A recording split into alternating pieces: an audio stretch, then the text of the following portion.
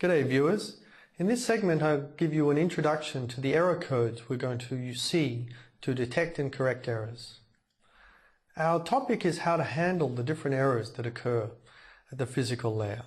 The problem in essence is that some bits in our messages at the link layer are going to be received in error because of noise at the physical layer. This is unacceptable in that we can't send a message across a network and have a different message arrive at the other side and think that was the real message. You wouldn't be very happy if this happened every time you sent messages across the internet, for example. So we will need some way to handle these errors. There are a few alternatives that we'll look at. It's possible to detect some of these errors using codes. We'll look at this later. It's also possible to correct some of these errors using codes. You'll receive a message and not only realize that something's not quite right with it, but be able to take a good guess about what message was actually sent. And finally, it's possible to, after you've detected maybe that there's a problem, retransmit a message which was in error and has otherwise been lost. We'll look at this option later, and first of all just talk about error codes. These kinds of error codes are a reliability function, and we'll also see as we go through this course that reliability is a concern that cuts across all of the layers. Every layer will generally do its part to improve the reliability of the system. At the link layer, we're mostly concerned with bit errors that might occur and what to do about them. At higher layers, we might be concerned with recovery actions and so forth. Okay, so the problem here is that noise can flip some of the received bits. You can see the signal I sent in above, just one of our good old-fashioned NRZ coded 0-1 signals. I'm going to draw a slightly noisy version of it. It's a 0, the signal's kind of wandering, and then a 1, and then a 1. A few zeros, and a 1. But you can still make it out. On the other hand, if the line has been long and the signal is very attenuated relative to the noise, we might have something that's much more messed up. What is this? Well, this looks like 0, 1, 1, 0. I don't know what this is. This could be a 0 or it could be a 1. Maybe that's a 0, 0. I don't know what this one is either. Let me make that even a little more messy, just so it's clear that there's a lack of clarity there. In this case, we may end up making decoding errors and think that we got a 1 here when we received a 0, or vice versa. These are the errors that we would like to handle. Observe that in our case, in this scenario, the receiver maybe doesn't even know there are errors. It's just got the bits, it's decoded them. Some of them might be bad, it doesn't know that yet. How are we going to deal with these errors? To handle them, what we will need to do is add structure to the message by adding some redundancy. Only by adding some kind of redundancy and structure will we be able to recognize that the message doesn't look quite right, that something is wrong with it. With error detection codes, we add a little bit of structure in the form of check bits.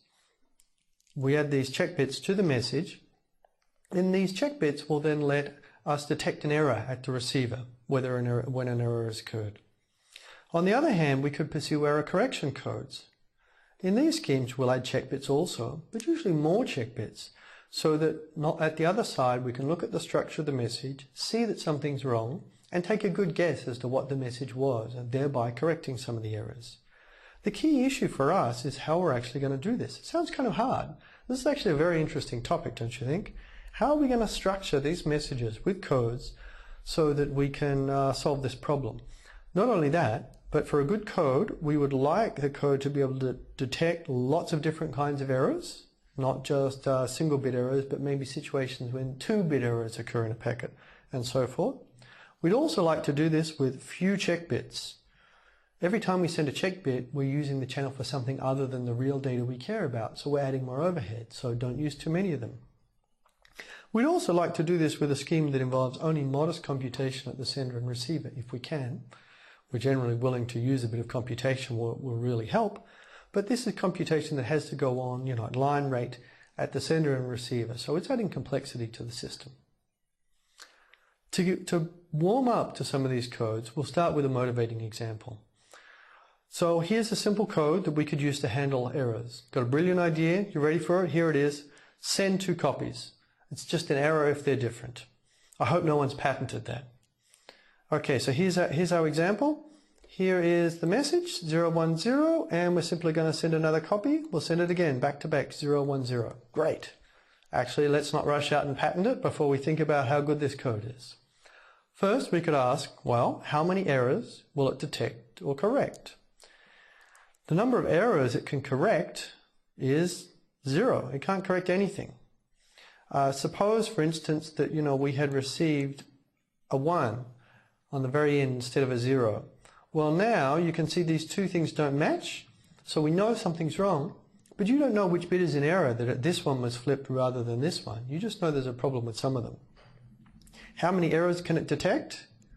Well, I don't know. I guess it could detect up to 3 errors if there were errors in different bit positions. But here's the key issue. The key issue is not how many errors it could detect in the for very errored messages, but rather the minimum number of errors which are required, which are able to make the code fail. Suppose that I also flip this same bit in the same position. They match. Our check will say there's no errors. But all I've done is added 2 errors. With 2 errors, this code can fail. So it's not a very good code, really. Not only that, I guess, but to get that level of protection, I spent 50% of my link on overhead for error detection. And I didn't really get a lot of error detection out of it. 2 lousy bit errors, and the scheme could fail and tell me I've got a message that's right, when in fact it's wrong. So we want to be able to do better than this. We want to be able to handle more errors with less overhead. We're going to look at some real codes which are used to do this, that can detect and correct errors in stronger ways than that motivating example. These codes are basically going to be different kinds of applied mathematics.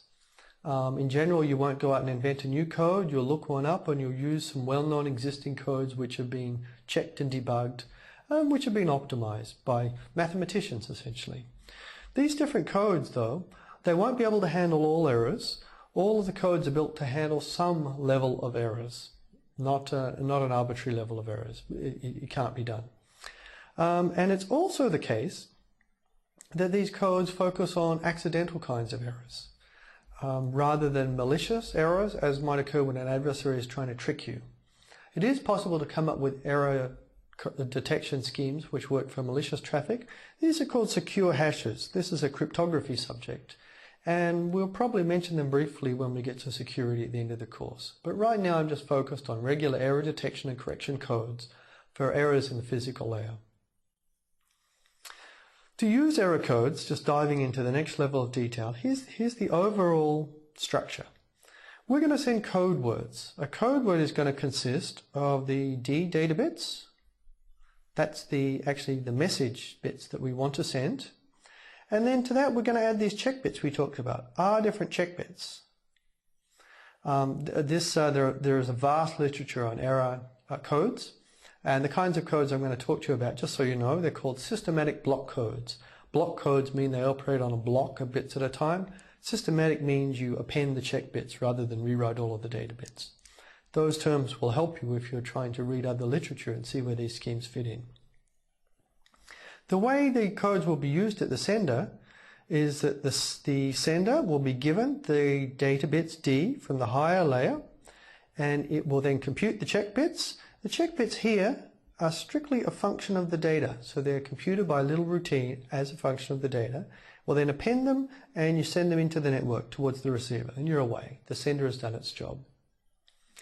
On the other side, the receiver will receive from the network this package of D plus R bits. There could be errors in this bit, in these bits. Let's just say there's an error in the data here. Maybe I'll do an X in the data here. What the receiver will do is it will take the data bits and it will recompute the check bits from that data. R there is a function of the D data bits, and it will see if they match the R dash bits that it received.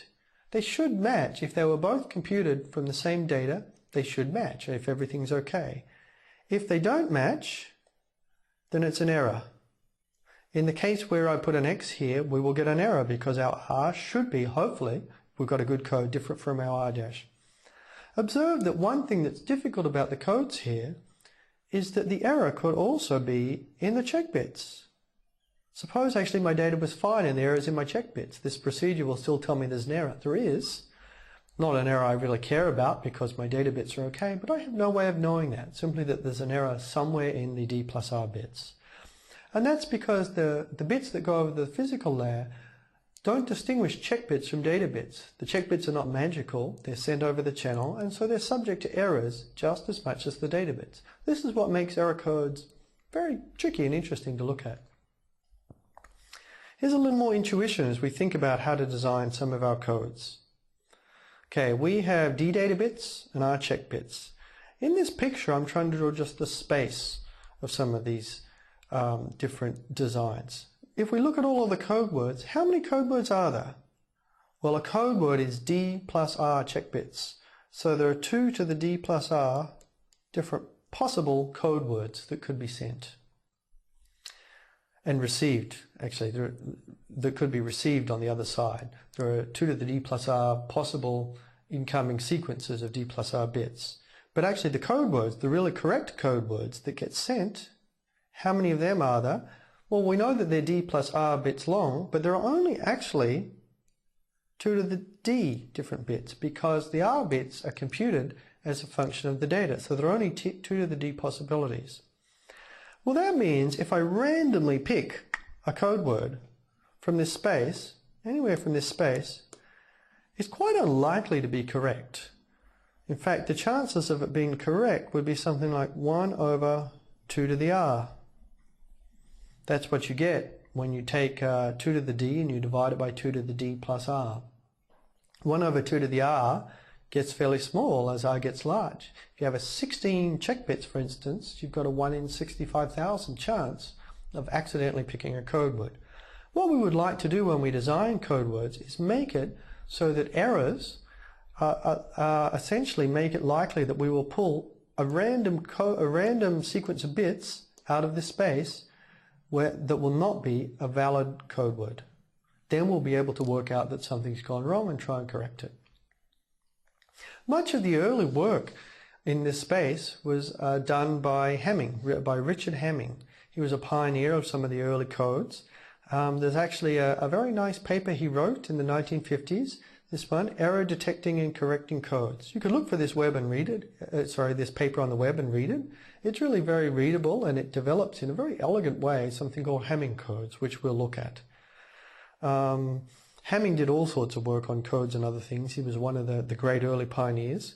You could also find on the web a talk he gave on You and Your Research, which is part motivational and advice that's often quoted. Okay, so here are some of the concepts that Hamming came up with, which we need to know to work with error codes. He came up with a concept of the Hamming distance. The distance by itself is the number of bit flips you need to change, it says D1 to D2. This should really be full code words, D plus R1 to D plus R2. Whoops. Now, let me give you an example of a code. Suppose when we have a data bit of 1, I'm going to send 111. Triple repetition code. Just send the same data 3 times. Seems good. Got to be better than sending it twice. For a 0, I'm going to send, you guessed it, 0, 0, 0. What is the distance? So this is the complete code set here. That we just 0 and 1 are the only messages. So 111 and 000 are the only code words, valid code words, which could be sent. Of course, any sequence of 3 bits could be received.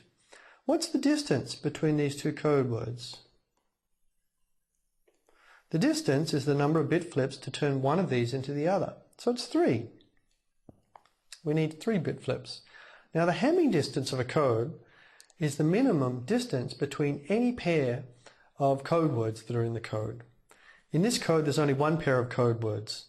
The code word for 1 and the code word for 0. The distance is 3, so the Hamming distance of this whole code is also 3. Seems fairly simple so far, but we'll use it in just a moment. Okay, so one of Hamming's results was that if you want to do error detection, if you have a code whose distance is D plus 1, then it is able to detect up to D errors always. That many errors, if they occur, you are guaranteed to be able to detect it. Let's see an example. For the code I just looked at, we have d plus 1 is equal to 3. Therefore, you guessed it, d is equal to 2. So that says with my triple repetition code, I should be able to detect up to 2 errors. Here were the 2 code symbols that are valid that we could send, the 2 code words. Let's just write down what you can get if you make 2-bit errors. Well, I could get 001. Yeah, that's an error because that's none of those things. We haven't changed one into the other. I could get 010. I could get 100. I could get 011. I could get 101 or 110. That's all I can get by flipping 2-bit flips from any one of these things. And none of these are valid code words, so I'll always be able to detect it. Of course, if I make 3-bit flips, I can change one of these valid code words into another valid code word, and I won't be able to detect that. But with only 2-bit flips, I will. Here is another of Hamming's result, and this is for error correction. The result here is that if I have a code of distance 2d plus 1, then up to d errors can be corrected by mapping them to the closest code word. If we assume that that there are few enough errors, then that can be done. Let's give an example again. Here we have the Hamming distance is 3 for the code, so that was 2d plus 1 is equal to 3. D is equal to, you guessed it, 1. This means we should be able to detect up to we should be able to correct up to 1 error unambiguously with our triple repetition code. Let me write down just an example error. 010. That's the sort of thing you could get as an error. What should we map it to? I think we would map that to 000. Now, if there's only been 1 error, it had to be this, not 111. What if we got 110? Well, we could correct that if we knew that there was only up to 1 error to 111. That's the code word to which it is unambiguously closest. So that's what must have been sent if only up to 1 error had occurred. If more than 1 error can occur in this scheme, all bets are off. If 2 errors had occurred, then this code word, the second received sequence could have actually been all zeros. But this is why with Hamming's bound, this error correction code is only good for circumstances in which there can be up to a single error.